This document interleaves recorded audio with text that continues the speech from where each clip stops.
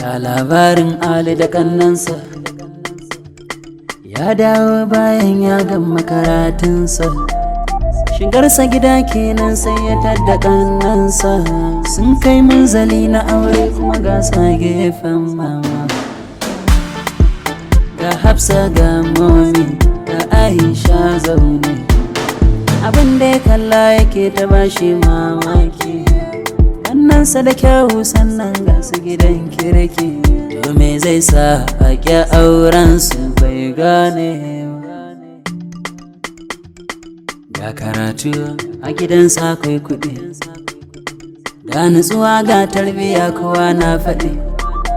Sun samu walwala sun yi tashin jin daɗi, sun samu komai kannensa amma fa ba mijin aure. Me zai faru bayan duka sun gaisa ne? Ya shiga ɗaki ya yi zaune, in ya fara dogon nazari bai kwana ba. Yana tunanin mene dalilin bai samu ba, sai ga kiran aboki na kira sha daidai. Na kira ya ɗaga muka gaisa na dai, na masa murna na kammala boko daidai.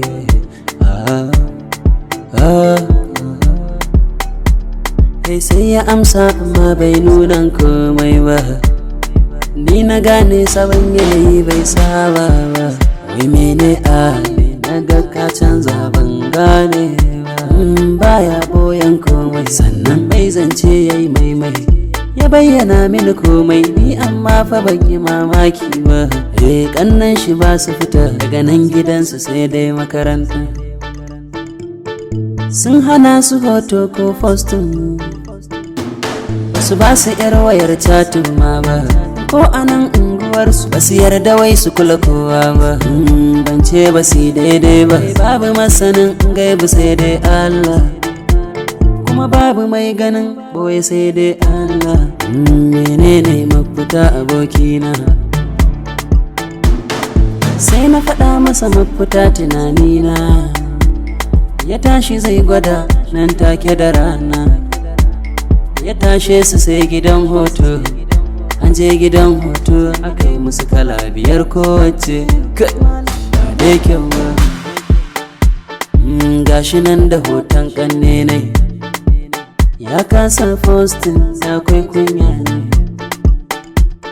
Sai na kira banga ya posta ba, na bashi ƙwarin gwiwa, ya ce da ni za ya posta yanzu.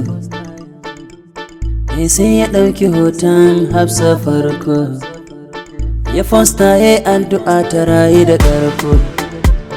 Ya ɗauna Momi ya posta shi ana biyu, sannan Aisha kaga autar mama. Sannan sai ya rubuta Allah ba ku miji na gari kannena. Ya yi rayuwa ta mutunci da mutane, yayi zaman amana kalau da mutane. Postin a WhatsApp ne kuma Ali yana da mutane. An dace wani nan ne ya ga Hafsa, wani ya ga Momi. Yayi bincike ya haɗa su, a yanzu ma ana zancen sanya rana. Saura Aisha, ga Aisha mai ƙaunar Aisha, yayi magana ta comment section.